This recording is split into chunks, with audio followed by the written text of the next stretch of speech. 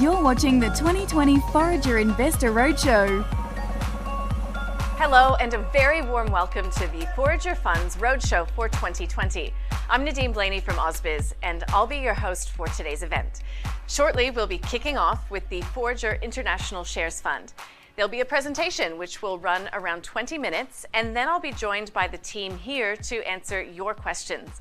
Following the International Fund Q&A, we'll hear another presentation for the Australian Shares Fund. And once again, the team will be taking questions from you at its completion. If you're keen to hear both presentations, just a note, at the conclusion of the first presentation, you'll see a review section. Just fill that in and you'll automatically be taken to the next event. If you haven't already submitted a question, you're welcome to do so at any time during the event. Just type them into the Q&A section. Before we begin, we must state that everything you hear today is general in nature and does not take your personal financial circumstances into account. You should consult a financial advisor before deciding to make an investment. So let's get started. Steve Johnson is the Chief Investment Officer at Forager, and he begins the roadshow with the Forager International Shares Fund. Hi and welcome. I'm Steve Johnson, Chief Investment Officer at Forager Funds. And this is our 2020 roadshow for the Forager International Shares Fund. It's been a great year for the fund. We've produced a return of about 13%, some 10% in excess of the index return.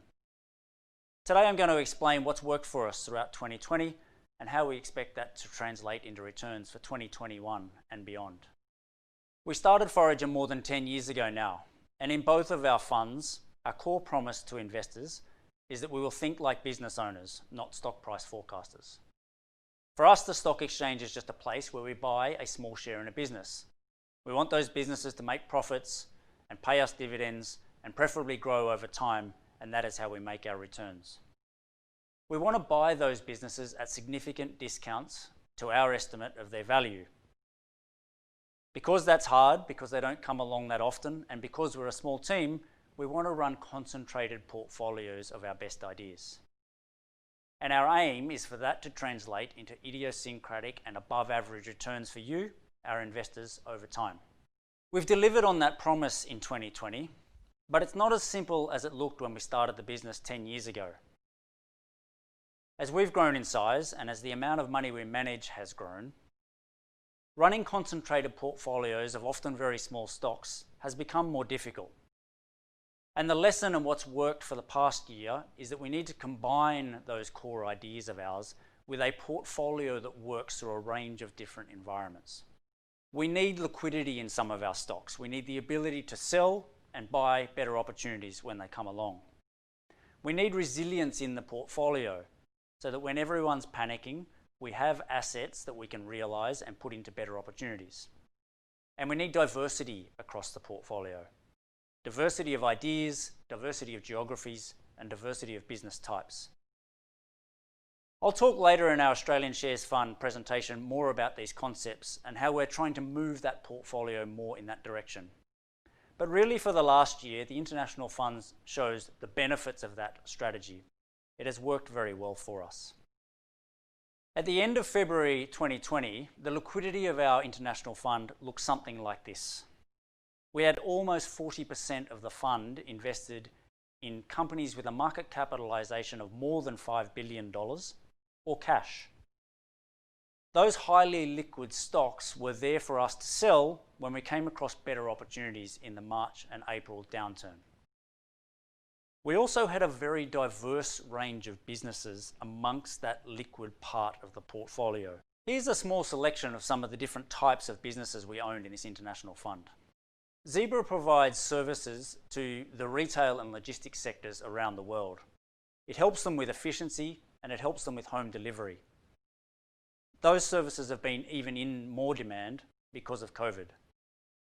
We've owned Alphabet, the owner of Google, a global advertising business.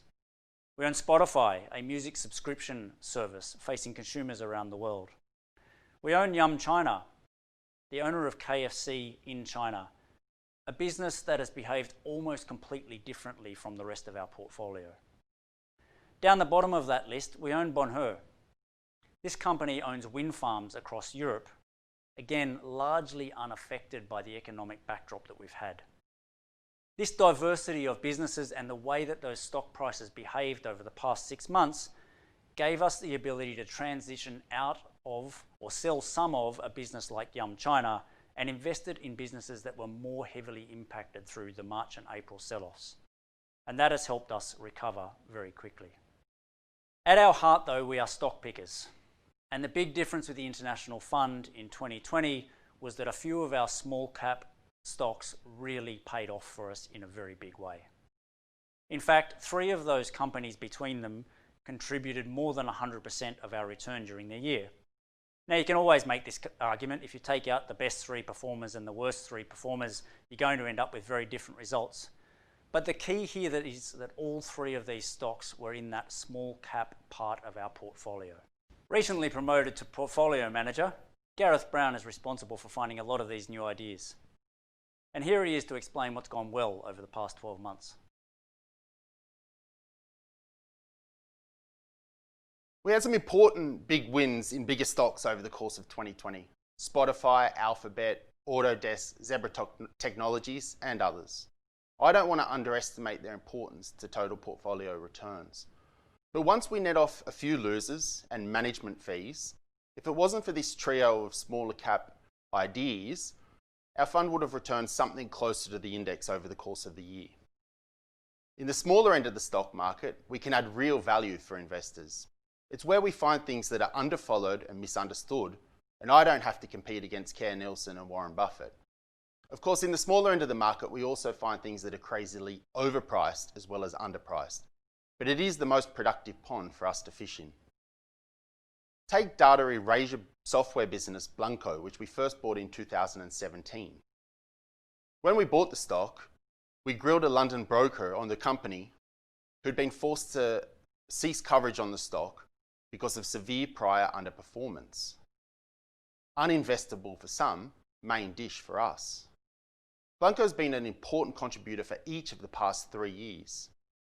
As this chart shows, the left-hand side shows that the stock rose more than 50% over the course of the year and added about 5.4% to portfolio returns. Now we think there's more to run with Blanco.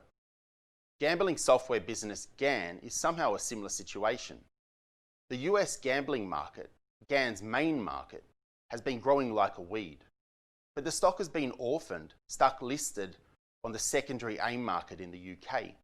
It was followed by some smart investors, but not by the weight of money. Right stock, wrong market. When GAN announced plans to relist on the NASDAQ in the US, we bought aggressively. The stock promptly tripled. The risk-reward situation is far less imbalanced than when we bought the stock earlier in the year, and we've sold about 3/4 of our peak position. We've admired the economics of drinks businesses for years. Red Bull, Monster, and Fever Tree, which hurt personally because it's up more than 1,000% since I first looked at it. So when Harvey brought US drinks company Celsius to the ideas table, our interest was piqued. Celsius makes energy drinks for health-conscious consumers. The company had already achieved enough scale to stand out from the hundreds of new drinks that start each year, but had a very long runway ahead of it as it expanded nationally and internationally.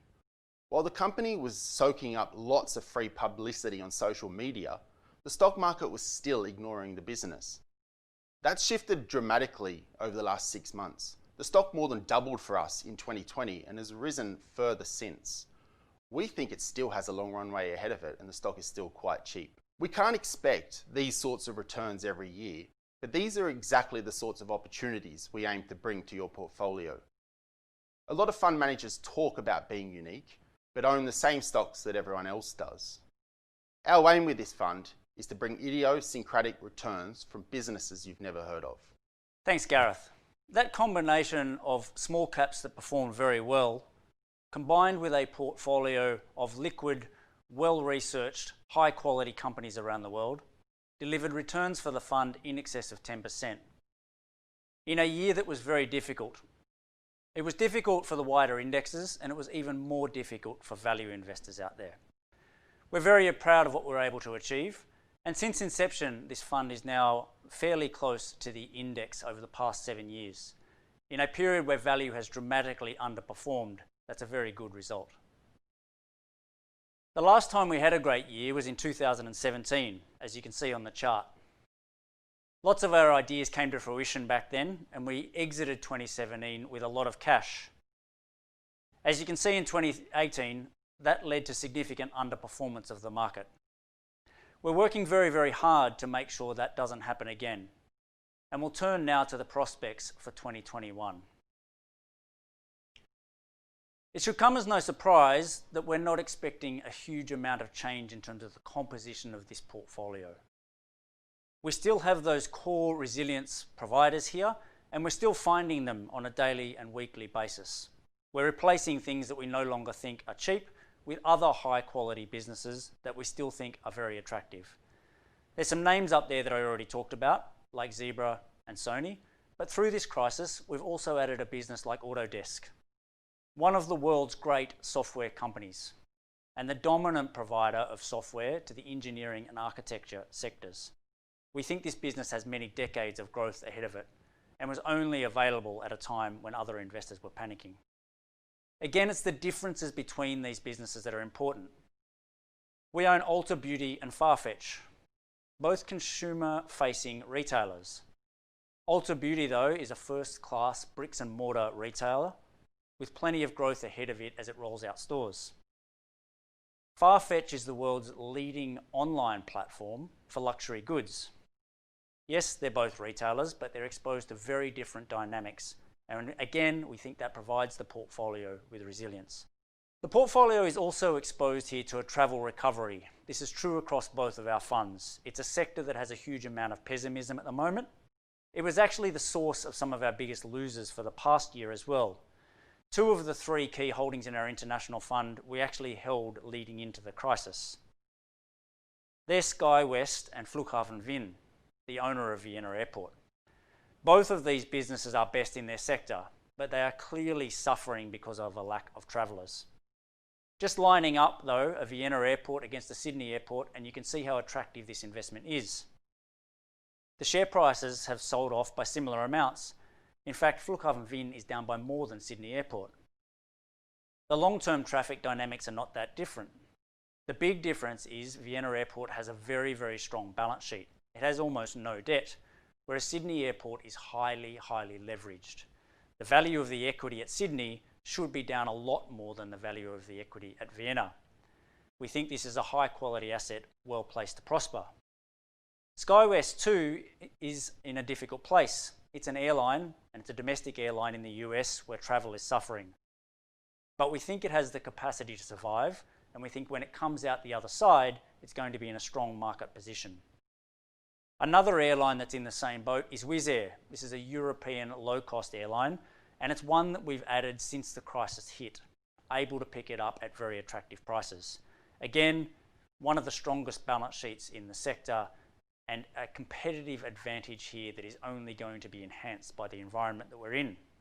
We have no idea whether the recovery is going to take 6 months, 12 months, or 2 years, but we know that in 5 years' time, Wizz is going to be bigger and more profitable than it is today. We have some deep value stocks in this portfolio as well, and it will come as no surprise that they have not performed well over the past 12 months. But we think there's some prospect for action over the coming years, and maybe even in the next 12 months. One of those is ThinkSmart. This company used to be listed here in Australia, and it's moved its listing to the AIM market in the UK. We got lucky with this one. It started its own buy now, pay later business in the UK and then sold it to Australian juggernaut Afterpay. The kicker here for us investors is not that sale. They've already sold their Afterpay shares and returned most of that capital to shareholders. But ThinkSmart shareholders still own 6.5% of Afterpay's business in the UK. And in 2023, Afterpay has the right to buy it, and ThinkSmart has the right to sell that stake in the UK business at a price that will be determined with reference to the Afterpay share price. If Afterpay keeps going up, the value of our stake in that UK business keeps going up. Were those rights to be exercised today, we'd make several multiples of today's share price. Now, we need the Afterpay share price to hold up okay over that next 3 years, but it's a very interesting risk-reward trade-off. Another deep value stock in the portfolio is Dolphin Capital Partners. It's been a horrible performer for us over the past few years, but there has been some progress. This company owns undeveloped resort assets in Greece and other tourism locations around the world. Prior to our investment, it dusted many hundreds of millions of euros on assets that didn't end up being worth much. There are a few assets left here, though, that are coming to fruition sometime soon. It is developing a resort in conjunction with One and Only, not far from Athens on an island just off the coast. It also has a golf resort that is under development about 2 hours' drive from Athens. Both of these assets should be very saleable, and either one of them should be worth more than the current share price. The company is committed to liquidation and returning those proceeds to shareholders. There's a huge amount of uncertainty about how much those proceeds will be, but we expect to see some results over the coming years. So there are three key things to watch for: the performance of those key resilience providers that we own, the high quality businesses in the portfolio, the travel sector and how long that takes to recover, and some of these sleepers that we've got as deep value. But like last year, it's going to be the small caps that really dictate whether we have a super year or not. And despite some of them having run very hard through 2020, we still think that there's a huge amount of opportunity in this environment. Gareth's co-portfolio manager, Harvey Magotti, is stuck in the United States at the moment, but he's joining us via Skype to talk about some of the exciting small cap opportunities for the year ahead. Things have been moving really fast in my space and across the market in general. We've already had names that we put in the portfolio 6 to 9 months ago hit our fair values, Spotify being an example. We love the idea and we would have loved to have owned it for the next 5 to 10 years, but we're not getting paid for some of the risks that we're taking with the name at the moment, given that it's doubled in a very short span of time. So we've been recycling some of these. Now, the good news here is that there's a very healthy pipeline of attractive opportunities out there. The market's quite bifurcated. So there's a lot of things that have rated very hard, anything to do with cloud, software, and work from home names. But you look at anything cyclical, and even if they're very high quality companies, they've kind of been left behind. The market is still very nervous and not wanting to touch them. And there's a lot of exciting, ponds that we're fishing in at the moment where we see significant upside still in across many names. So for example, we have recently added a company called Open Lending to the portfolio. This is a financial technology platform that helps lenders finance auto loans to near prime borrowers. So the way the US market works is that you're either prime and you're paying pretty attractive rates, low interest rates on your auto loans, or you're subprime and you're paying a lot of money, even though you could be a good credit and you're just below that threshold. So what this company's technology allows lenders to do is find potential borrowers that are close to prime but don't quite qualify. Now, the lender gets better credit while the borrower gets a better rate. The business has been around for 20 years. It's a recently listed IPO, but it's been around for a long time. It's been growing throughout that whole period, and you can see on the slide in front of you that the growth it's been seeing is actually quite tremendous. Now, its revenue depends on auto lending, and there's a lot of nervousness about the short term there from the market, both because of unemployment and also just the cycle in general. Now, we really like the prospects of this business over the next decade, and we don't mind stomaching some near-term volatility. We think that they are playing in the exact right space, a very rapidly growing portion that's part of a very big pie. Now, at the other opposite end of the spectrum, we've added another small cap to the name called Instone, which is a German home builder that focuses on multifamily residential buildings across German cities. Now, the German housing market is severely undersupplied, particularly given the population growth that the country is experiencing. So they are in a really, really nice market. Now, we think that the company has a top-class management team, and should they continue to execute as they have been on their project pipeline, this will result in significant earnings and free cash flow growth over the coming years. Now, we feel that the investment is really appealing on a standalone basis, but we also think it could be a takeover target for one of the larger real estate investment trusts in Germany. They have been buying home builders over the last few years, and this is the last remaining pure play publicly listed company that's out there. So it continues to trade significantly below the intrinsic value of its project pipeline, and that gives us comfort that there's a buffer here on the valuation front that protects us. So these are just a couple of examples of new businesses that we've recently added to our investments. As mentioned, we have a really good pipeline of ideas, particularly given how bifurcated the market is at the moment. And we're excited about the outlook for the portfolio itself. There's a number of names that we're working on over the next few months that we might be adding to the stack, while as we recycle some of the older ones that have worked. So I feel really good about the fiscal year 21. Thanks, Harvey. I know there's a lot of pessimism out there about the world at the moment, but it's this pessimism that creates opportunities. This is a market that is as bifurcated as any that I have seen since the aftermath of the 2009 financial crisis. The stocks that people love are trading at extraordinarily high prices, and there's plenty of value to be had for people who are willing to stomach a little bit of volatility. So despite 2020 being a good year, we're finding this current environment extremely prospective, and we're quite excited about the opportunities ahead for us in 2021 and beyond. You're watching the 2020 Forager Investor Roadshow. Hello and welcome to the Forager Roadshow for 2020. Investing in volatile times. I'm Nadine Blaney from Ausbiz. I'm here with Steve Johnson, CIO of Forager Funds, also Gareth Brown, co-portfolio manager at Forager, and also joining us from the United States is Harvey Migotti. Now he is portfolio manager as well at Forager Funds. What we want to do over the next few minutes is get to as many of your questions as possible. So should we get cracking? Let's go. All right, so Ben has written in, he says, can you elaborate on your thinking re currency hedging? And if the Australian dollar drops back to the 50s? I think in the past, he says, this has been flagged as an option. Ben says, I don't have a view, but I'm interested to learn more. Yeah, the current product is set up to be hedged to roughly in line with the MSCI World Index. So for Australian investors, if the Aussie dollar depreciates, you'll make extra money, and if it appreciates, then it's going to detract from your returns.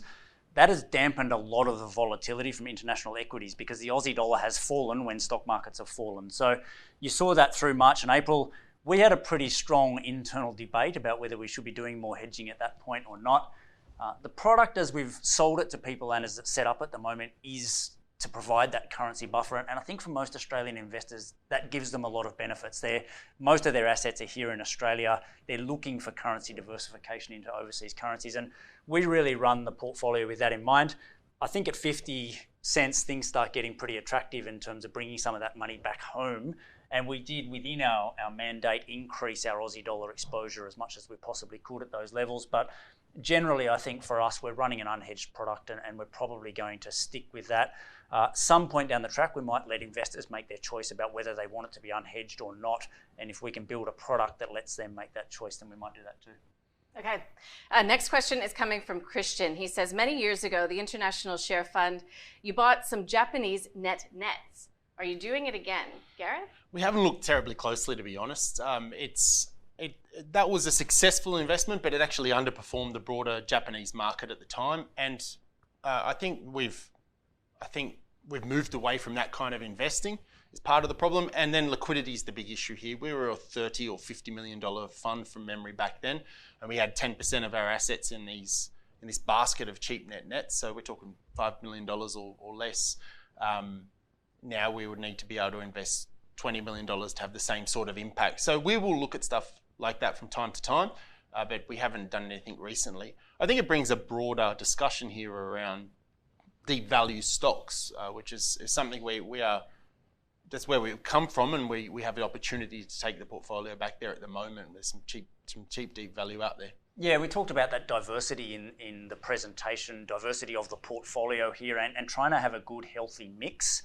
And some of that stuff that I think you can do when you're running $500,000 of your own money, you can't do when you're running a fund like us. And even what we did back then didn't work as well as the numbers suggested because of the cost of getting in and the cost of getting out. I think the environment at the moment, though, is one where value is so maligned and so hated, and there is so much enthusiasm for the tech space that there are things along those lines, I think, that are highly attractive as investments without necessarily taking on the lack of liquidity as well. Harvey, you might want to come in here and just talk about some of the stuff that you've been, I think, doing and looking at in the value space and trying to mix that with some of our higher growth businesses.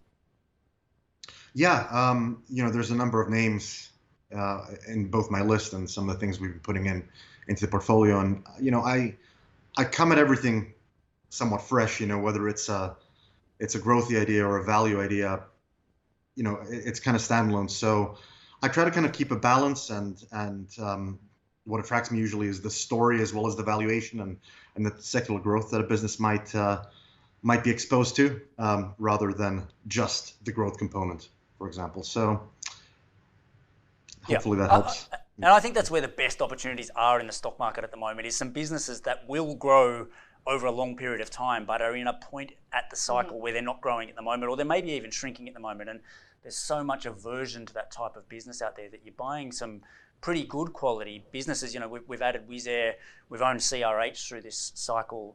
Wizz Air's an airline, but the economics of it over time have been fantastic, and they will be fantastic again. Nobody wants to touch it at the moment because there's so much uncertainty. Okay, let's get to the next question, shall we? This is a consolidation of a number of questions that have come in from a number of your investors, saying there have been, any plans to publicly list the International Shares Fund. Could you please talk to us about the thinking why or why not, Steve?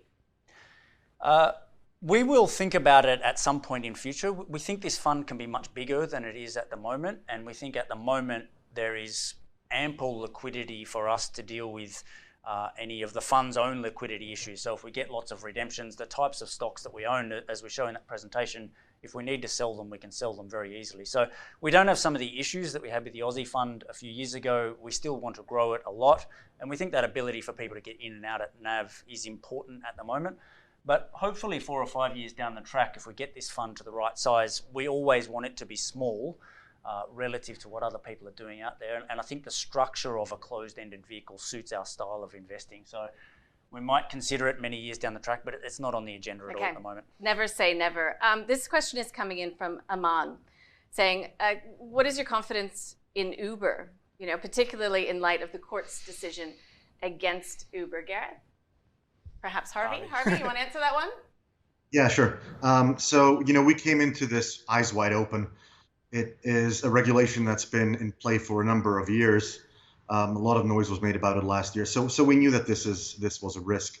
Now, what I would say is there's been a lot of critics of the regulation itself, and a lot of that criticism comes from the actual gig workers themselves. A lot of people that drive Uber and Lyft are part-time employees. They want to do this in their spare time. They want to do this on weekends. They couldn't do that if they were full-time employees, with Uber. So there's a lot of resistance to it, and there's also a ballot that's currently in play to try to remove these regulations at the moment.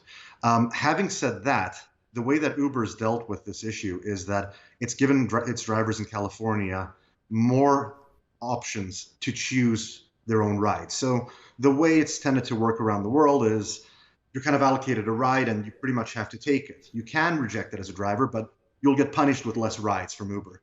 What they've done in California now, in order to classify their drivers as contractors, is give them the option. So they'll see how much they'll make on each gig and what the route is, et cetera. Sometimes they were coming into this blind previously. And that allows them to designate them as contractors. And many of them want to be contractors. So, it's a risk. It's a known risk. It's largely priced into the shares. I mean, there's not a single broker that doesn't talk about this on a regular basis. So our confidence in Uber is the same as it was when we bought it, closer to the $23 level. We feel really good about it, and we think that there's a nice balance between the rides business, which is currently suffering because of the lockdowns and everything else, and Uber Eats, which is really thriving in this environment. I think given a lot of places are closed down here, we've been ordering pretty regularly, and they're very busy. So. They're very busy around here as well, Harvey. Take my word for it. Regulatory risk, not an issue, clearly. Oh, look, it's an issue. I think it's something worth thinking about. I think the general principle about regulation, though, is it favours the large incumbents because they have the resources and the money to throw at making sure that they comply with whatever those regulations are. So I don't even think long-term more regulation of the sector is a bad thing for Uber because it is the best place to deal with that regulation as it comes in. I just don't see the sector going away here. It's become such an important part of our lives that I think it's going to keep growing one way or the other. Okay, this is an interesting question. It's come in from Will. Thanks for the question. I think I might direct this to you, Steve, to start. Saying Harvey and Gareth were added as co-portfolio managers recently. How does this work in practice? Are they allocated a piece of the portfolio, in effect, separately managed? If so, how much? Can you give us detail? But we talked about balance in our presentation today, and what we're getting with Harvey and Gareth is a lot of balance in the portfolio in terms of the types of ideas, the geographic locations that they come from, and the arguments that we have about whether something goes into the portfolio or not. So they are running the whole portfolio together, and I'm still heavily involved in how we do that, and that's really been happening like that for most of the past year. So you're not going to see an idea that Harvey puts into the portfolio that I and Gareth hate, and vice versa. You're not going to see an idea in the portfolio that he hates that we really like. There's more freedom. What portfolio management means is there's more freedom for them to actually decide the ultimate weightings, to manage the risk, to trade those ideas, down or up when they think the time is right, and to be ultimately responsible for those decisions. But it's still a very communal decision. Do you have anything you want to add to that, Gareth? No, the oversight's still there. Still get calls from him late at night. Lively conversations, I would imagine. Yeah, very much. And look, I think everyone on the team is very open to the benefits of having that team conversation and changing your own mind. You need to go into that argument not saying I want to win this argument, but I want us to get the right answer. And if you walk out of that and say, I thought this was a great idea and those people have convinced me that it's not, that's a good outcome for the clients, and it's a good outcome for the fund, and it's a good outcome for our fees and performance over time as well. So we're not trying to stake out our ground and have battles about it, or even give chunks of money to people and say, you go off and do your own thing. We're trying to put this together in a blend that makes a really good portfolio. Makes sense. All right. That brings this Q&A to an end. If you're sticking around for the Australian funds and the conversation beyond that, you can just rate this conversation. That will take you automatically to the next presentation. And you can always put in questions live to be answered by the team here. We'll see you after the Australian Funds presentation.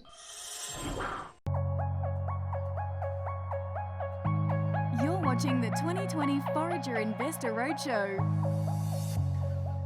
Hi, and welcome to the 2020 Forager Australian Shares Fund Roadshow. If you've just sat through our International Fund presentation, welcome back. If you're only sitting into this one, I'm Steve Johnson, Chief Investment Officer here at Forager Funds. It's been another disappointing year for our Australian Shares Fund, with negative returns in 2020. The backdrop has been difficult, a very hard environment for our style of investing, value investing. We have made a lot of change over the past 12 months though. And as I go through this presentation, I want to talk you through what we have achieved over the past 12 months and where that leaves us for 2021. Firstly though, a quick refresher of what we're about. Our Australian Shares Fund was launched way back in 2009, so it's been around for more than 10 years. And our promise from the start has been consistent. We invest like business owners. We're not trying to predict short-term share price movements.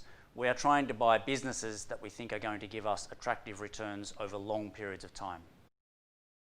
We're trying to buy those businesses at significant discounts to their intrinsic value. So we want to buy them cheap. We run concentrated portfolios, and this Australian Shares Fund has typically held around only 20 stocks in it. That's because we're a small team and there are a limited number of opportunities out there. We need to invest in a concentrated portfolio of our best ideas. And our promise is that that is going to deliver outsized idiosyncratic returns over time. And the idiosyncratic piece of that is important. We're not aiming to give you a broad portfolio of blue chip stocks. You can get that at very low fees through an index fund.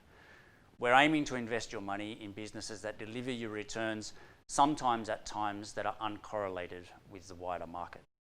While those principles have been very consistent over the past 10 years, there has been a lot of change as well. The fund and the business have grown in size, and over the past few years, we have struggled to make the returns that we made historically. There are things that need to change in terms of the portfolio as well. That core promise to our investors, concentrated portfolios of deeply unloved securities, is harder to deliver with a portfolio of more than $100 million than it is for a tiny investor. And it's important that we supplement that core promise with a portfolio that works through different types of environments. We've seen how powerful that can be in the international fund, and we're progressing this Australian fund to something that has more similarities with that. And there are three key components that we need to add to the portfolio over time to achieve that. One is liquidity, and that's the ability for us to sell the stocks that we own, or at least a good portion of the portfolio, and reinvest that money either when we've got things wrong or when we have better places to invest it. The other is resilience, a portfolio that is able to navigate different economic environments, different market trends even, and produce returns along the way. And the third and really important one is diversity, that we've got diversity of type of business in the portfolio. We have always thought hard about that risk management piece in this portfolio, and it hasn't been the problem over the past few years. We own businesses in different sectors, different types of balance sheets, different underlying exposures. But as I'll talk through in this presentation, diversity means more than that. I'm talking about diversity of types of ideas and diversity in the way that those ideas can work out. A business can have operational momentum that is either negative or positive. And that means, is it being well run? Is it controlling everything that's in its control? Does it have the right board and the right governance and the right efficiency in place to execute on the opportunities in front of it? And then on the horizontal axis here, we've got industry tailwinds. So is this business, whether it's being run well or not run well, in an industry that is growing and providing opportunities? And over the past few years, we've been trapped in a lot of businesses that are in the bottom left-hand quadrant. It is hard to pay a low enough price for businesses in that quadrant. In the top left quadrant, we've got businesses that are being really well managed, but where they don't have a lot of industry tailwinds behind them. Some good examples, I'd say, are businesses like Enero, a marketing services agency, or Macmahon, which works in the difficult mining services space, but is being very well run. Both of those businesses have been able to grow in recent years despite not having industry tailwinds behind them, and we're expecting good results for 2020 as well. These businesses can be excellent investments because people are often pessimistic about the industry that they are in, and we've seen with both of those stocks they have delivered us good returns. But it's important to recognise that the upside is limited. They are unlikely to grow at a very rapid rate for a long period of time, and therefore taking your profits at a certain point in time, reinvesting into new opportunities is very important. The bottom right-hand quadrant there are businesses that are in pretty good industries. The background is good, the industry is growing, but the governance and the management of that business leave a bit to be desired. Again, it can be a very profitable place to invest. Jumbo Interactive 5 years ago was a business that was right in the middle of this quadrant. It was in the growing online lottery ticket sector, and that sector was growing very, very healthily. Jumbo was off in Germany trying to start a business. It was in the US trying to launch new businesses as well, and that was costing shareholders a lot of money. The opportunity there was to get that change to happen and it to move into the top right-hand quadrant, and shareholders have done very well out of that happening. This top right quadrant, of course, is where everyone wants to be. A growing industry, good tailwinds behind it, with a well-managed company and good governance. Unfortunately, they tend to be very, very expensive. The key here, though, is to prepare. We sometimes go through periods like March 2020 where these businesses are on sale at attractive prices. And it's important to know which ones you want to own and at what price you want to buy them. Over the past year, we have really focused on improving our portfolio in this respect. And this next slide shows you the new ideas that we've put into the portfolio over 2020. Now, quite a number of these are fairly small weightings. They were added to the portfolio, a lot of them through March and April of this year. But you can see that we're really trying to get away from that bottom left-hand quadrant. We're adding businesses that are better managed or are in growing sectors and where we have seen evidence of a turnaround taking place. Two companies up in the top right-hand quadrant we think have outstanding growth prospects, good industry growth and also well-managed, well-run businesses. That's RUL and Ripe. I'll touch on RPM Global, which is RUL, later in the presentation, but Ripe is a good example of a quick one worth adding here, and one that I think brings a lot of diversity benefits to this portfolio. The company is a reseller of Microsoft products. It runs a platform that allows IT companies, and one of them works for Forager, IT companies that sell Microsoft products to small and medium businesses to manage all of those subscriptions. So the days of buying a disk and loading it onto your computer are over. Now you subscribe to Office 365 and a whole bunch of other Microsoft products on a monthly subscription basis. And this platform allows the companies that sell those products to manage how many subscribers, who's paid their money and who hasn't. And it's one of the leading platforms here in Australia and expanding into Asia. It's a really nice little business. We picked it up through the market sell-off in March, and we think it can grow for a long time to come. The main message here, though, is that we're really trying to shift that portfolio up and to the right. Not only with the businesses that we're adding, but also with the ones that are already in the portfolio. We want to see movement on this slide. And National Tyre and Wheel is a good example of a stock that, until recently, was probably drifting into the bottom left-hand side of the quadrant. They've done an acquisition, they've shown that they can manage that business through a very difficult environment, and I think it now has some growth ahead of it, despite still being in a difficult industry. We still have our problem children though, and they're still down in that bottom left-hand quadrant. These are mostly businesses that we've owned for some years, and they're businesses where we need to force change. We still think a lot of them have significant amounts of value, but the value realization process has been slow and very frustrating. I would like to talk though about how much progress we've made in this quadrant over the past 12 months. We have put a huge amount of effort into activism. We've been engaging closely with the boards of these companies. We have instituted a lot of change at boards in these companies to try and extract the value. Now, the value that's coming out varies from stock to stock, but the change at a board and management level has been significant. At Thorn Group, for example, it is an entirely new management team and board at that company. They have closed down their radio rentals book and are collecting the cash from that portfolio. It now has significantly more cash than the current market capitalisation, and it's consistently coming in on a monthly basis. We still need to make sure that cash comes back to shareholders, but the transformation from 12 months ago is very significant.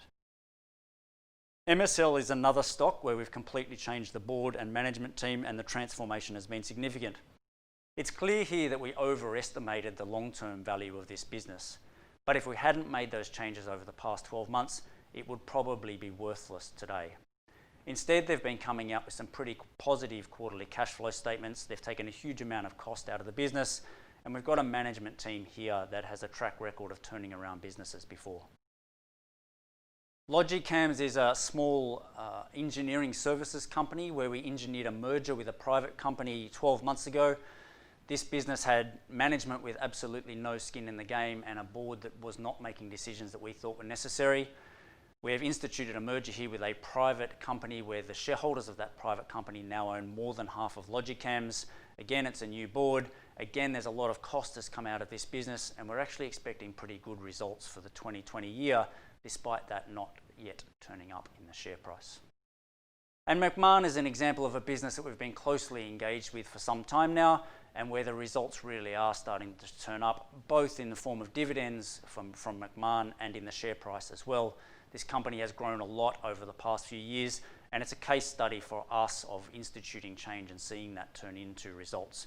It's paid its first dividend over the last year. We're expecting another one with the full year result. And again, through quite a difficult environment, this company has managed very well. It has maintained its guidance, and we're expecting good results into 2021 and beyond as well.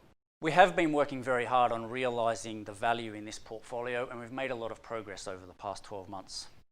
Unfortunately, that hasn't yet turned up in results. You can see on this slide, 2020 was another very difficult year for the Forager Australian Shares Fund. We were down about 16% over the year, which is 8% worse than the market. It's our second year in a row of negative returns, and the third year in a row where the returns are less than the index. You can see with the 10-year history here, we have erased most of the outperformance since inception in this fund. We had 2 difficult years at the start. We had 6 very, very good years, and we've now had 3 difficult ones again. We're very focused on turning that around. And now I want to move on to what to expect for 2021. We need all of this hard work that we've been putting in to turn up in results for unit holders. I've got a few different categories here for things for you to watch closely over the next 12 months. The first is really that bottom left-hand quadrant where we still think there's a lot of value in those businesses that needs to be realised. There's a collection of stocks there where we're getting closer and closer to seeing action, and where we want to see results in the short term rather than the long term. The first of those is Thorn Group, which has long been a thorn in the side for this fund. It's been a very, very poor performer for us, and one that we have put a lot of time into trying to fix over the past 12 months in particular. As I said earlier, we do think we've made a lot of progress here. The business has shut down its radio rentals operation. It has an entirely new board and management team in place, and the cash is turning up in the company's coffers. We expect that within 12 months' time, it should have approximately 30 cents per share of net cash sitting on the balance sheet, compared with today's price of around 10 cents. There is a lot of upside here if shareholders can just get that cash back, and we're focused on making sure that happens in the short term rather than the long term. There are other stocks in the portfolio like this. iSelect is another good example of a company that has a very asset-heavy balance sheet where those assets are not generating returns for shareholders, and they should be. And we've started working very hard with the board there to try and realise some of that value. The next category here is pretty simple. We own what we think are some pretty good businesses. Yes, they're not growing at the speed of Afterpay, but they're good, reliable businesses trading on low multiples that should give us good dividends and yield over time. Two of those are long-held stocks in the portfolio, McMahon and Enero. Two of them are relatively new additions in SG Fleet and Eclipse that we've added over the past 12 months. These companies are both in the vehicle leasing space. They have proven themselves to be much more stable, reliable and predictable than the share prices would have let you believe over the last 6 months. And then Motorcycle Holdings, which was in our last quarterly report. This is the largest retailer of motorcycles in Australia, and I think it's a really good example of a manager or founder-run business which has been adding to its competitive advantage through a very difficult market. You can see on the slide here, all of these companies trade at less than 10 times earnings, and the bottom three in particular, we expect to pay out a large percentage of those earnings to shareholders. We should be expecting close to double-digit yields from all of them, and while the top two are retaining a significant amount of their profits, we expect those retained profits to lead to future growth in earnings as well. The third category here is our historical bread and butter businesses that are going through difficult times that we do expect to turn around. And all four of these, we're expecting to see results over the coming years in terms of signs of that turnaround taking place. One of them, NZME, is not actually going that badly. This company has seen its share price absolutely pummeled. It owns the largest newspaper, both online and physical, in New Zealand, half of New Zealand's radio assets, and a couple of quite interesting digital assets as well. The company made about $20 million of profit last year. We expect them to at least make something similar this year, and the market cap here has fallen to less than 50 million New Zealand dollars. It's trading at an absurdly low price. We do need to see turnaround here. We want to see those digital businesses grow, and we want to see them grow at a level that offsets the decline in the traditional business, but it's a company that shouldn't be trading where it is in any case. We have exposure to the travel sector here in Australia as well. Two on this chart are Experience Co and Tourism Holdings. The turnaround is certainly not going to be in the next 6 months here, but we think the prospects for these businesses long term are actually quite good, and particularly those exposed to domestic tourism. Tourism Holdings business is actually holding up really well in the short term as well. They have a large operation in the US. They lease and sell RVs or camper vans in that market, and demand has been absolutely through the roof from people wanting to take COVID-safe holidays. We're expecting a similar feature to play out in the New Zealand and Australian markets through summer as well. Experience Co is going to take longer. This company is a dominant provider of skydiving services in Australia. It has a large international portion to its user base, but there is domestic tourism there as well, and it is starting to recover already. You can see Star Group on the right-hand side. It's a much higher multiple than the rest of these businesses. That's because it's a much higher quality asset. This company owns the casino here in Sydney and also a number of other casinos around Australia. These are very, very high-class, predictable assets that are difficult to replicate, clearly going through short-term turmoil because of COVID, but we expect that business to recover quickly at the other end. Finally, and the piece that we want more of in the portfolio here, is a better balance of growing, well-run businesses as well. The ones that I've got highest hopes for over the next 12 months are RPM, Mainstream and AMA Group. RPM's a provider of mining software that has actually been growing for most of the past 10 years. That growth has been hidden by a shift in this business from selling perpetual software licenses to monthly subscriptions. So something where it used to receive 4 years of revenue up front, it is now receiving on a monthly basis. We think that actually has a higher economic value to the company over time, but it impedes the company's growth rates, particularly in the short term. That is starting to flow through the system, and we expect it to grow both at a headline level and much more quickly at an earnings level over the next couple of years. In fact, in 2022, we're anticipating EPS growth of something like 50%.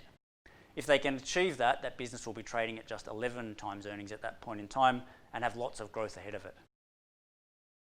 Mainstream's a little bit more boring staid business, but it has been growing. This company's a fund administration business. It has Magellan as its largest client, but it's now up to more than 300 different funds on its platform. It's growing in the US, it's growing in Asia, and it's growing here in Australia. It has just shown how resilient it is through a very difficult market backdrop because of a significant number of its funds not being in the listed equity space. We think this business can continue to grow, but perhaps more importantly, we think it's a very strategic option for one of the large global players to buy. Its Asia and Australian exposure would be very interesting for one of those overseas players. Even if that doesn't happen though, we're expecting lots of earnings growth and dividends from this company over the long term if it doesn't get sold. Finally on that group is a business called AMA, which probably doesn't have a lot of organic growth in its business. This company runs smash repairs.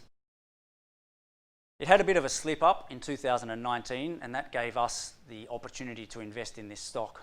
But we think the consolidation argument here is one that is robust. As the largest player in the market, AMA is able to buy its suppliers cheaper. Even something like paint is 20% cheaper for a large corporate like AMA than it is from mum and dad operator. The insurance companies in the smash repair space want to work with large corporates. It's more efficient, it's more reliable, and it's more predictable. So we think AMA has the potential to keep consolidating this industry, to keep buying businesses, plugging them into the network and extracting efficiencies. And we think that will translate to a lot of earnings growth as the Australian economy recovers.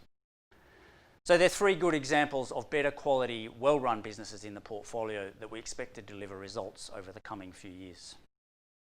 I don't want to shy away for a second from the problems of the past couple of years. The performance has not been what we want from this fund, and it's been a very difficult time for investors, exacerbated on market by the performance of the traded units. But we have made a lot of progress over the past 12 months. The portfolio today is much better quality than it was a year ago, and some of those problem children have made progress towards realising value for us. This is the most bifurcated market I have seen since the aftermath of 2009. The businesses that people are in love with are trading at crazy prices. The businesses that they're not are trading at highly, highly attractive prices. I'm excited, as I have been for a long time, about the prospects of the portfolio from here. And I want to be standing in front of you in 12 months' time, having delivered a much improved set of results. Welcome back. It's great to have you here with us. We are going to be answering your questions about the Forager Australian Shares Fund. And we've got Steve Johnson, he's Chief Investment Officer, here with us. And we've got Alex Shevelev, who is Senior Analyst, also here to answer your questions. Looking forward to getting to them, gentlemen. There's quite a few that have come in, various means that they've come in. Let's get to the first one. And we've had a number of questions, actually. So we've put this one together, saying that, what's with the discount, the buyback? And are there any strategies to bring this closer to the net asset value? Steve and Alex, could you address this for us? Steve, I'm starting with you. Thanks, Nadine. Throw the hard ones to me. No, the fund is trading at a big discount to its NTA at the moment, and that has swung from a big premium a couple of years ago to a big discount, and we don't really want either of those scenarios. I think when it was trading at a big premium, people's expectations for the future were too high, and I think now it's trading at a very big discount. suggests that there's a lack of confidence in our ability to deliver returns over time. The main piece of the strategy, and it's 90% of the strategy here, is to deliver better returns, and this is a trust, so it will pay those returns out to unit holders over time. And if we can deliver above market returns, then people are, from today's discount, are going to get above market plus 20% because it's trading at a 20% discount. And I think that's the main way to close that gap is to deliver people returns over time. And as we've talked about today, we have a very clear strategy for doing that. I think the other 10% around the edges here, we are doing a buyback. So we're using some of the fund's cash to buy back units on market. That's been a bit difficult lately, just with some inside information, and our ability to actually trade in our own units has been more complicated than it usually would be. So we haven't done a huge amount yet, but we would like to do more.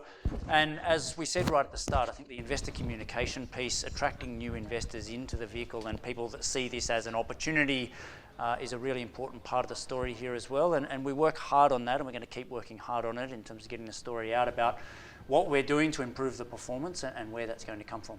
You're working behind in the background to get that performance together, Alex? That's right. And I mean, I think adding a little bit to what Steve was just saying there, the business has always communicated with investors very well, describing what we're doing, how we're doing it, what sort of stocks we're looking at, what opportunities look like for the future. And I think that'll factor into people's understanding of the fund itself and hopefully serve to close that gap over time. And that's what we're trying to do here today as well. Another question has come in, and this again is talking about managing risk in the Australian shares portfolio. So acknowledging the poor performance of the last couple of years, the investor says, for instance, I notice that you still accept large portfolio weightings, sometimes 10% or more for some investments. Do you have a limit in individual investments and sectors? What about liquidity? Good question, and something that we debate constantly, and I think people in the team have some different views about.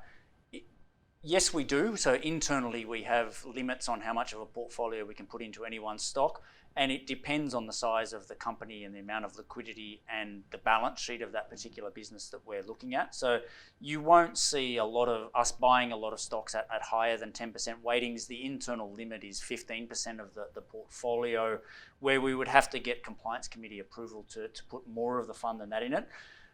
We're still a concentrated portfolio though, and we still want to run a portfolio that is our best ideas. It's a small team, it's a small market, there are not that many out there, and we think that people, our investors, are willing to put up with a bit of volatility and us running a concentrated portfolio. The real key is to make sure that some of those larger positions for us are paying off as big wins. And we've made mistakes over the past couple of years. We've talked a lot about them. Things do go wrong when you're investing. It's really important that we offset that with things that are going right on the other side as well. And it's been the main difference between the two funds. We talked about it in the international fund presentation. We had 3 small cap stocks that doubled and tripled over the course of the year, and they offset a lot of errors and mistakes. And we're really focused on making sure that those bigger weightings, not only we get the weighting right from a risk management perspective, but that we've got the right weighting in the stocks that are going to perform well as well. I think that's fair. And look, some of the positions might start off a little bit smaller, so the initial capital contribution might be quite a bit lower. They drift up. There's been a fair amount of volatility in the last little while. So the last couple of months, you might have seen RPM, for example, RUL as the ticker, become quite a large proportion of the fund. A lot of that is relative performance relative to the rest of the portfolio. So we are managing that weight, and we're focused on that not becoming too big a position. I think just off of that, we'll get to a question that's come in from Daniel. Thank you, Daniel. To your point earlier, he says, the ASX is quite an overfished market. I'm paraphrasing a little bit here, Daniel, forgive me. A huge number of fund managers looking at a fairly small number of stocks. Have you considered expanding into New Zealand or further afield? We have, and we have done so. So we expanded the mandate for the Australian fund to cover New Zealand listed stocks back in February, for exactly this reason, and also because we had our idea on one particular stock, which maybe Alex can touch on in a second. So that has expanded our universe a little bit. We also run an international fund though, and the primary purpose of that fund is to invest in markets outside mostly Australia and New Zealand, although we can theoretically own stocks in those markets. It is a very competitive overfished market. I have never in my life seen less interest in our space. So, there are lots and lots of stocks in the value universe that cannot get a bid at the moment in terms of the volume that's actually being traded in them. And that's true in Australia and it's true in New Zealand. So Yes, it's a more competitive market, but it's subject to the same bouts of optimism and pessimism as everywhere else. And I think it's not an excuse for us in terms of ability to deliver returns over time. There are plenty of businesses here, and I think there's plenty of ability to create enough diversity and liquidity in your portfolio as well to deliver the returns we want to deliver. Maybe touch on Tourism Holdings, Alex, because we pushed pretty hard to change the mandate for that stock, but it's a good example, I think, of some of the differences accessible across the ditch. So you may have seen in Steve's presentation, he was talking about THL. It is a buyer, a lease business for recreational vehicles, and then seller of those recreational vehicles. It's an interesting business with operations in New Zealand, in Australia, and in the US. Now, we sort of stumbled upon it looking at Apollo, which is a locally listed player and a competitor in those respective markets as well. And we saw this business listed in New Zealand that actually had a stronger balance sheet, that had a longer history in the listed space, had done a lot of good work consolidating this market up and improving returns for everybody in that space. And we thought it'd be a good opportunity to change to mandate to allow us to do that. It opens up maybe 5 to 10% extra of the sort of stocks that we could be looking after. And it just allows us an extra little bit of universe to play with. So that's New Zealand specific.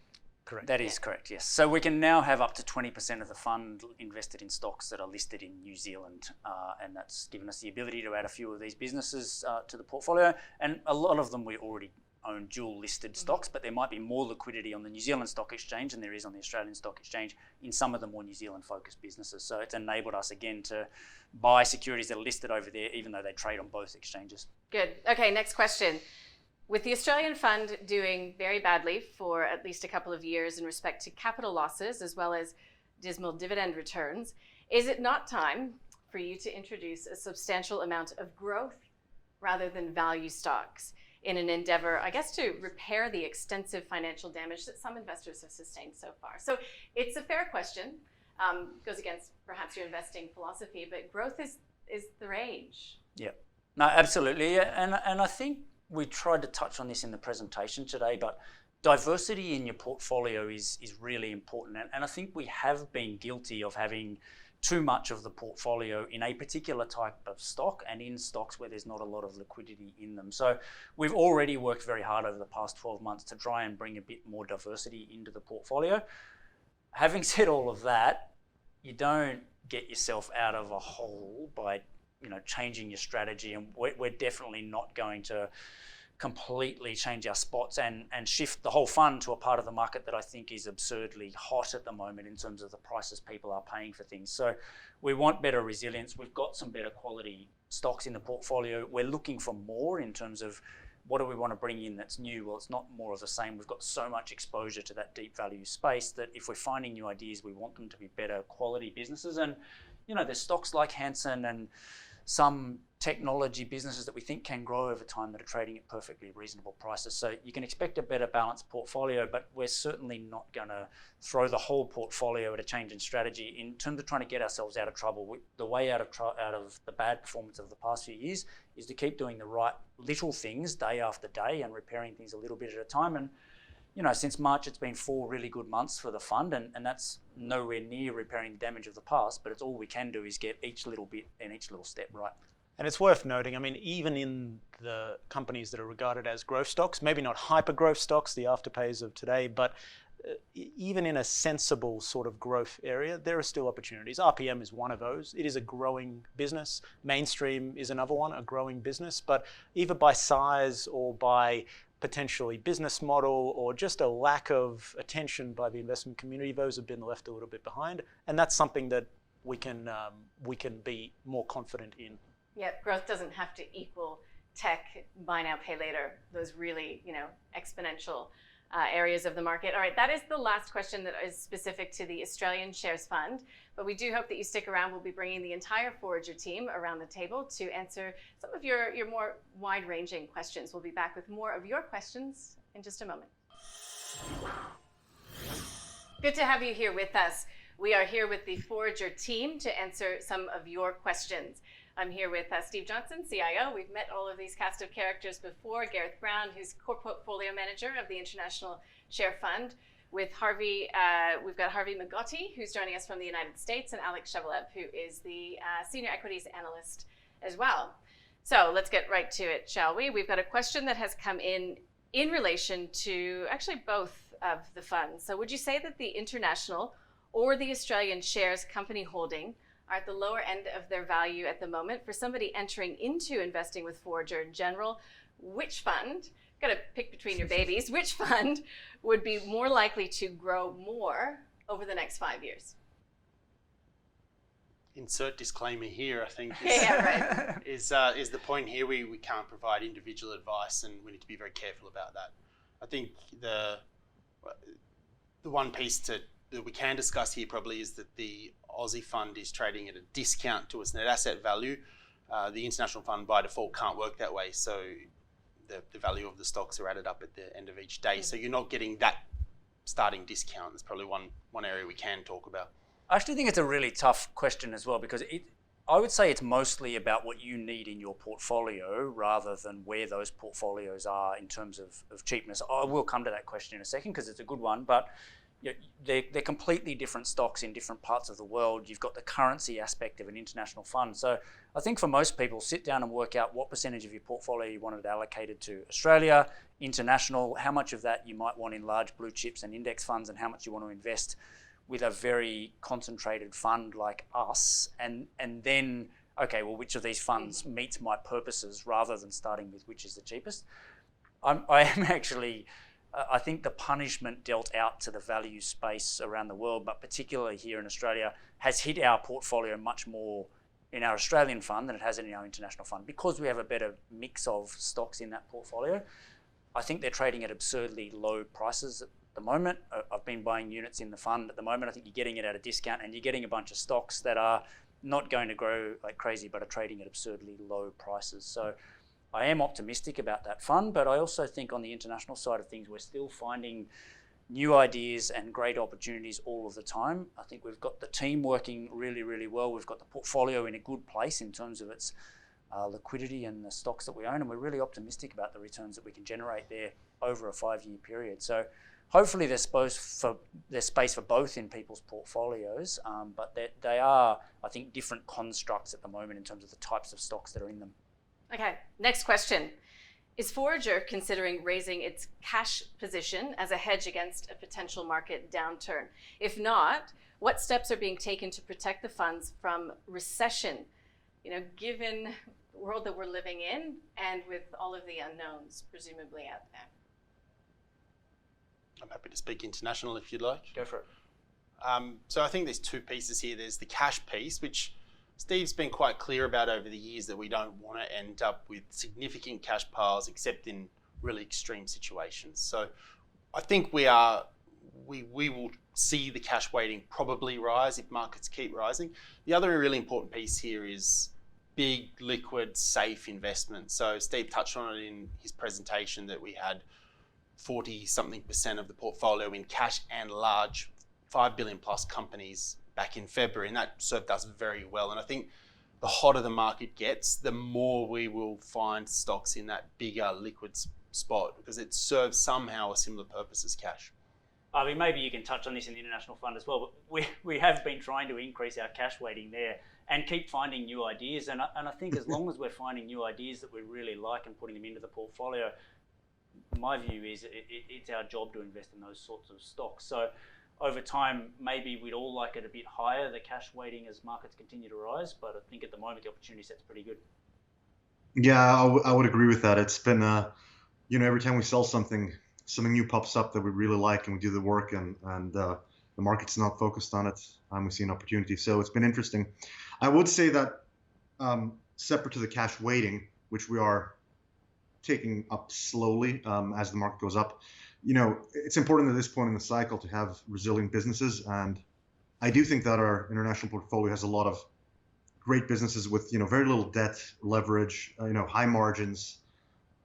Many are in defensive end markets. The cyclical ones are some of the best capitalized ones in their space. So I think that's another important piece of the puzzle, that we should hopefully not get hit as much in a downturn as many other as much as the broader market potentially. So yeah, and I even think in the Aussie fund, Alex, a lot of the stocks are priced for Armageddon, and I think we've seen over this past 3 or 4 months that a lot of those businesses that we own are holding up really well in terms of their profitability, and it's probably a balance sheet diversity of type of business at least. Yes, a lot of them are small and illiquid, but the portfolio in terms of its operational performance, we've been really happy with over the past 4 or 5 months. The share price has got absolutely walloped, but they're priced for Armageddon here already, and I think their ability to withstand a recession is much better than people are pricing in at the moment.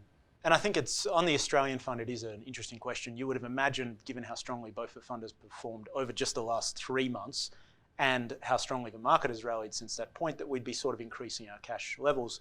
But there does seem to be a bit of a difference here. There is a group that has accelerated very quickly away, and there are a lot of sometimes COVID-related issues that have continued to plague some of the businesses. So we continue to find really interesting opportunities, and our cash levels have, as a result, stayed very low.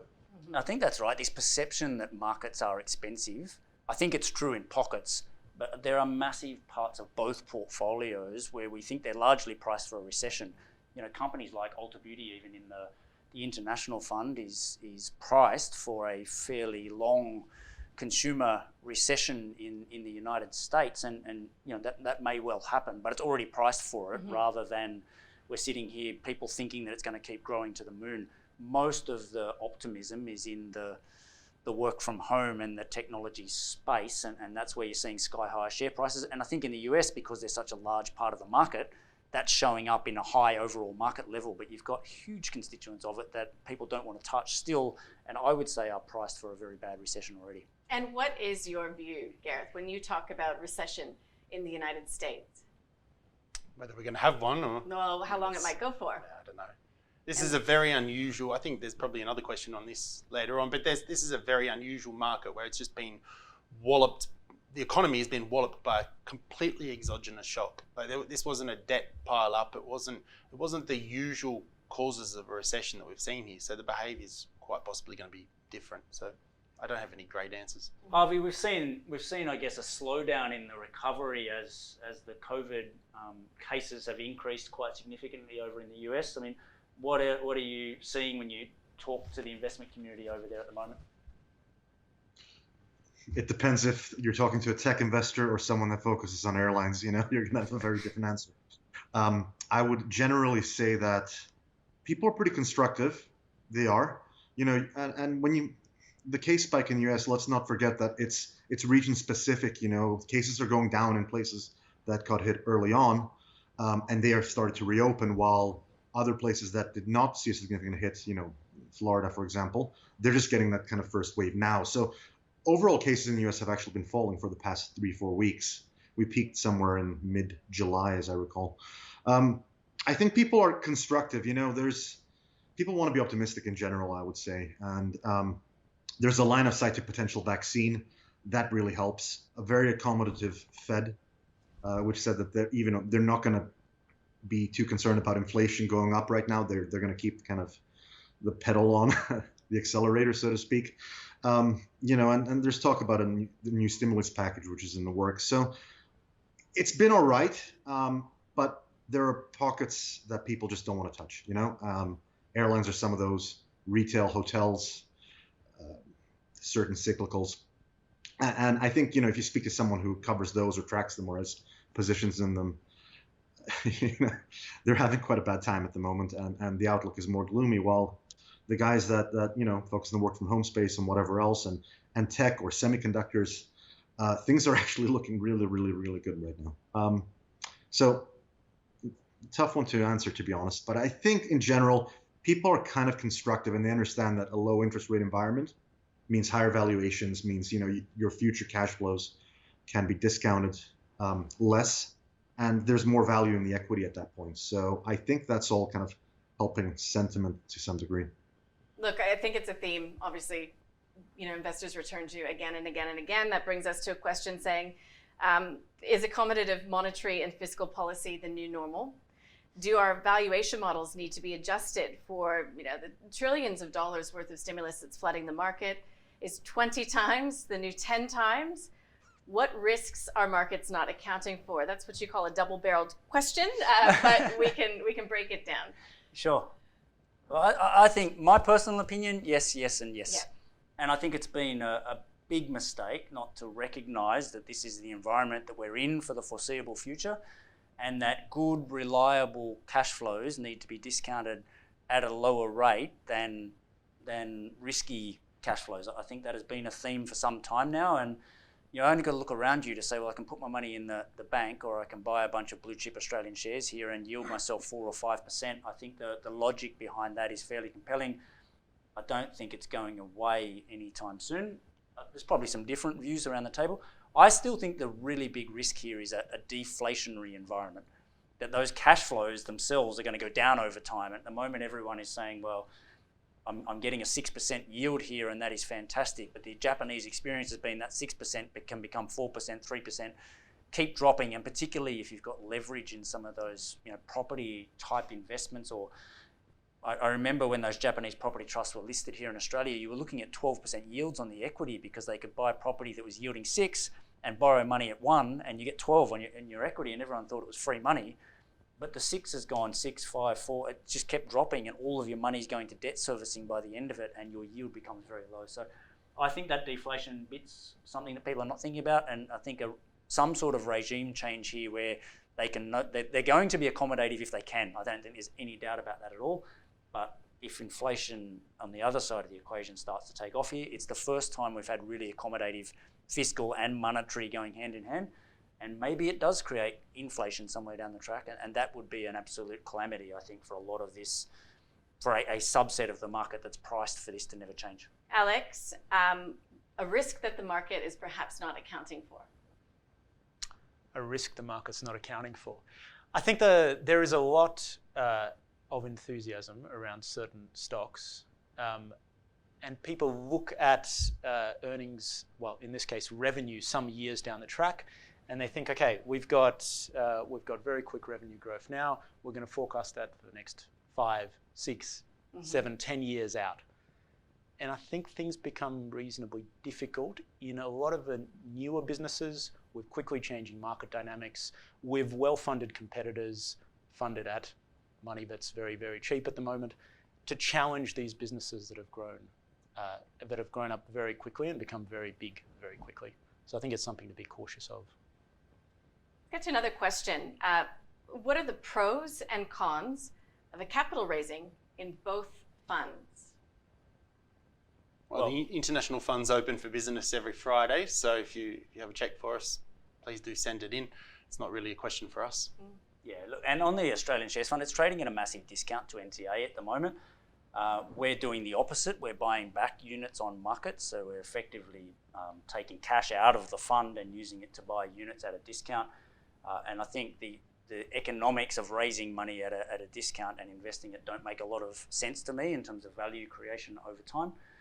That vehicle, it can be bigger than it is today. So I think if we can fix a lot of the problems and we can get it trading at an appropriate price relative to its NTA, we will worry about that down the track. But I don't think it's even economically sensible at the moment to be doing anything like a capital raise. Okay, this is an interesting one. It's come in.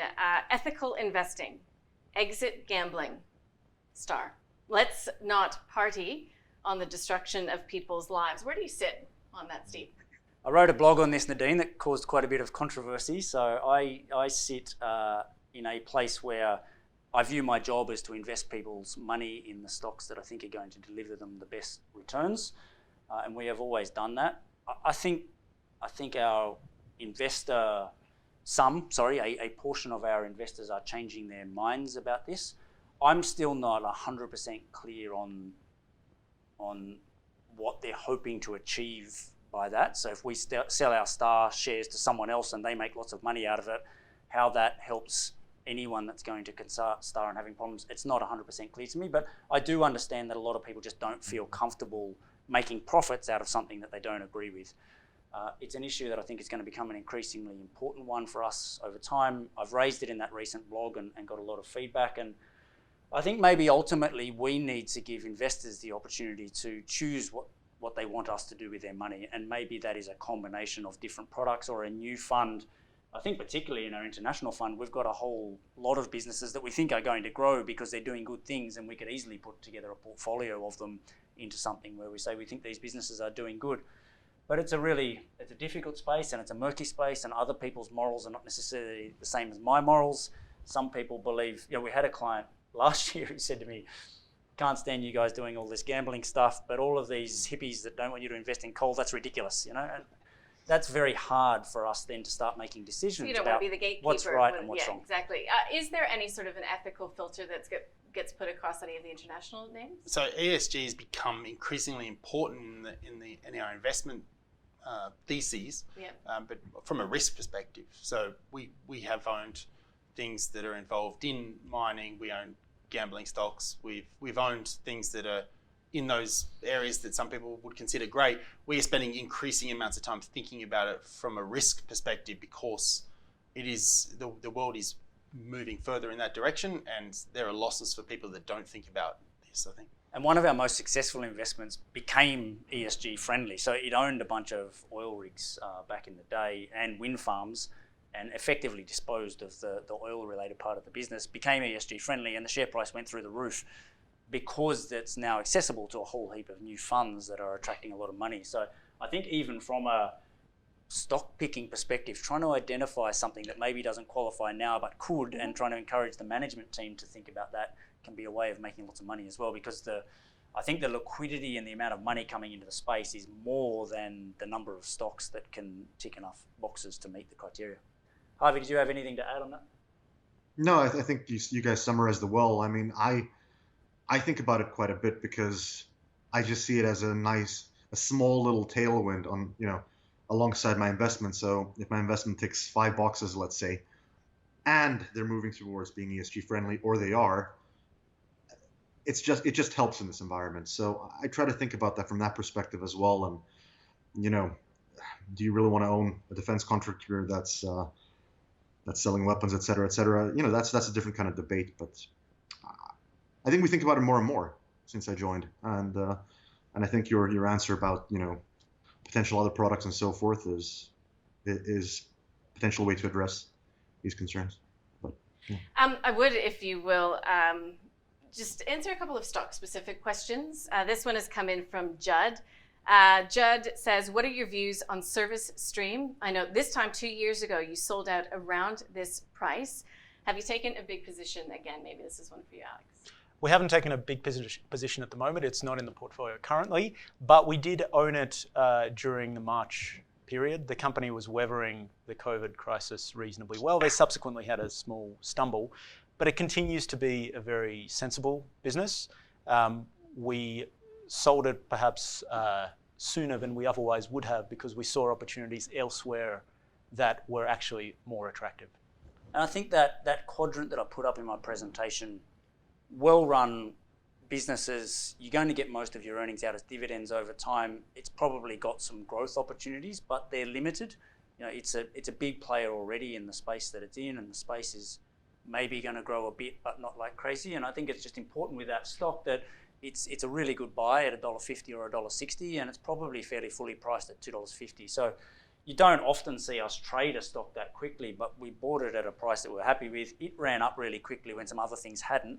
So we decided to take the money and put it into some other opportunities out there. But look, I still think it's a really well-run business that we like its long-term prospects, but they're limited in terms of the amount of growth you can expect. And one more stock specific. This is coming from Alex. What are your thoughts on the recent takeover offer for iSelect by Compare the Market? Well, non-offer. Yeah, so look, the business has an asset base there, and I think the price reflects a bid from a major current shareholder that has been creeping up the register. Can I just summarise it quickly for the people that haven't seen the news? So on Monday morning, iSelect came out with an announcement saying that they had been in takeover discussions with their largest shareholder, that there'd been an offer put on the table for 40 cents per share. The current share price is around 20, so almost double the current share price. But that on the Saturday prior to that Monday, that offer had been withdrawn. So that's the context for the question here. Compare the Market, which is its main competitor. They own almost 30% of iSelect already, and this was potentially an offer for the rest of the shares that it doesn't already own. I mean, I think the thing to understand here is the synergies between these businesses are huge. So if you're talking about an 80 to 90 million market cap at 40 cents, there is somewhere in the order of $20 million of synergies putting these businesses together. And that is a huge pie for compare the market. However, the business is not just going to be given to them, even though they're a major shareholder. They've got to be appropriate in the price that they bid. Yeah, and we've been saying this for some years. We think the logic of combining these two businesses is very strong. It's coming up with a solution that works for both sides. So, watch this space. Yeah, exactly. All right, that brings us to the end of this Q&A session. Alex, Gareth, Harvey, Steve, I know that you're keen to engage with investors after this sort of Q&A.